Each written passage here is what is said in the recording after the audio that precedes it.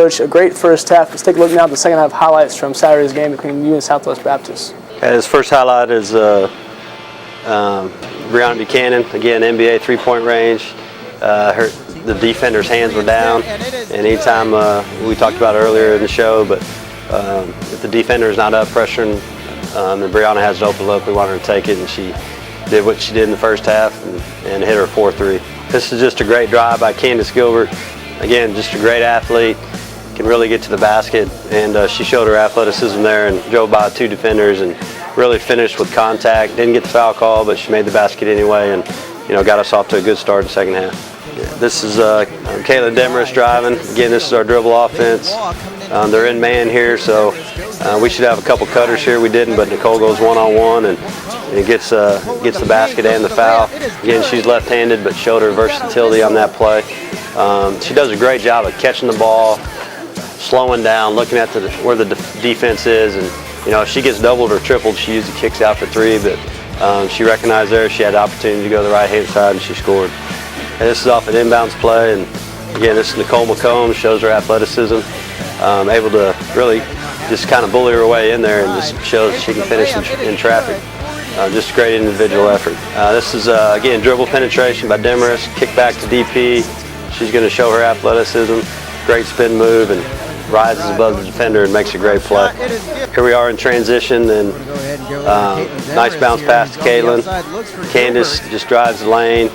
Again, elevates over her defender, has a stick-to-itiveness, and able to finish off the offensive glass there.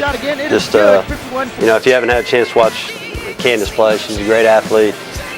She can score in transition. She can score off the dribble. I really think she's her best basketball is her defense, and she creates a lot of offense for us. But there's a clip of just how athletic she really is. Here we got inbounds play for Southwest Baptist. We get a steal off the inbounds play, and DePriest goes coast to coast and really shows great body control there, because she could have ran into the girl and had a charge called, but she pulled up in transition and scored. Again, Brianna draws the defense, and then Caitlin has a nice bounce pass. There's Nicole being patient again, and boy, she's tough to stop down there in the paint, and had a nice turnaround jumper there. Okay, here we go off the inbounds play again, and this time we got Kayla Ruby, our backup point guard, comes in, dishes to Brianna. She's hit a couple threes, so now the defense comes out after her, and she shows her athleticism, dribbles right by them all the way in for a layup. This next clip, again, Brianna passes to Laura Glenn, and just real quick move to the left, which is she's a right-handed player, and she's an undersized post, but she's got a lot of experience from playing there last year as a sophomore. Done a lot of great things for us already this year, and just great drive to the basket. This is Brianna Buchanan again. Another great drive by Caitlin Demarest, and Bree with the pull-up jumper. She's got a great mid-range game along with her three-point shooting, and she actually got fouled on that play. We see that in slow motion, but didn't get the call, but still made the shot. And great pull-up jumper. And I always say that she has a dude jumper, because she can pull up on a dime just like a guy can. And she's a great athlete. You think she's better for a shooter from the outside or more inside shooter for your ball club? Well, I think when she's hitting her threes, which she did the other night, it opens up the rest of her game, and she really does a good job getting to the basket, or she can stop and hit the mid-range jumper. But she's got the all-around game, and she showed it in these highlights tonight. Okay, another good drive here by Brianna. Recognizes the defense is trying to help and makes a great pass to Candace Gilbert. But again, you can see Candace's athleticism, one-handed catch, and as she's moving the other way, and hauls it in and puts it up for another 2 points for Pitt State. This is a shot of Nicole. Again, she catches it. She's patient. She reads the defense, and just a great move, and has the body control to not charge in, and we showed the nice soft touch there. So there's a handshakes, Coach. After a big victory, 74-64, now you guys moved to 3-0 in conference play and 7-2 overall. Well, what was neat about this game is, I asked Laura Glenn how old she was in 1990. I asked her how old she was, and she said she was 19. I said, well, it's been 13 years since Pittsburgh State has started at 3-0, so she was 6 years old at that point. So just a great win for our program as we continue to try to build the program. A great win for our kids. They really deserved it. They worked hard, and off to a 3-0 start. before Christmas. We can't ask for anything more than that, and gives us some momentum going into the second semester. Take a look now at some leading scores for your ball club. 4 girls in double figures for your ball club this afternoon. Well, we started with Brianna Buchanan. She had 21 points, hit 4 for 5 from the three-point line, 5 for 6 from the free throw line.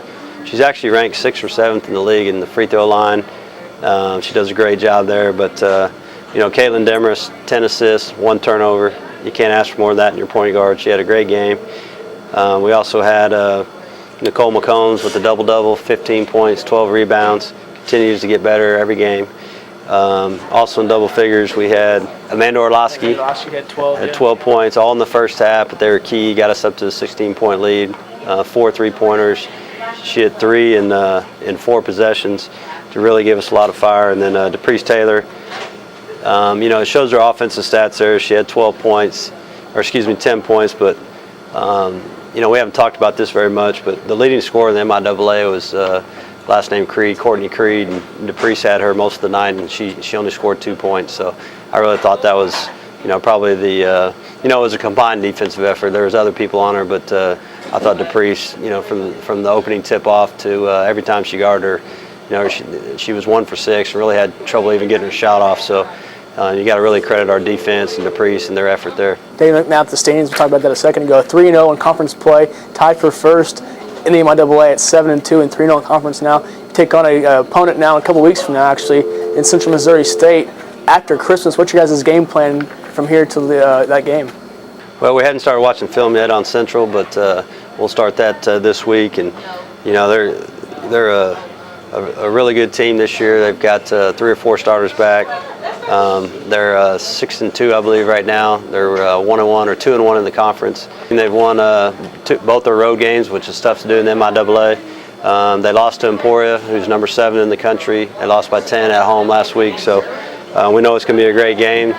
Coach Schleifer's second all-time on the career MIAA coaching list, so they'll be well prepared, and we have to be well prepared to play on the road. And then 2 days later after that, you guys come back home for a New Year's Eve ball game against Northwest Missouri State at 1:30, I believe. How tough are those guys? They're a good ball club too. You got to remember they won the MIAA tournament last year. Got to the region tournament, made the NCAA tournament. They have three starters back from that team, and again, just another solid MIAA team. And every night we know it's going to be like that. So, it's really hard to look ahead, because if you look ahead, that's when you get yourself in trouble. And we got to just prepare for the next guy on the list, and that's Central Missouri. But we have 4 conference games in 9 days when we get back. So, hopefully over the Christmas holidays we don't eat too much, and hopefully we work out a little bit, and they don't take the hold. We've got about 8 days off, and the girls got to come back ready to play, and hopefully we can keep them from too many cookies and all that kind of stuff. But they're excited. They're excited about the start, and hopefully that'll carry over to next semester. Right there from Coach's mouth. So we'll see you, Coach, next year, actually the first of the year. Next real test, actually, besides the 2 games over the break, we're going to cover for Caps 13 will be Northwest Missouri State New Year's Eve, as well as the 10th against Emporia State, I believe. Yep. So go out and support your Pitt State women's athletic team this year, especially the basketball team, doing really well so far, 3-0 in conference play and 7-2 overall. So for Coach Lane Lord, we'll have more after this break from our sponsor here on Caps 13. Looks like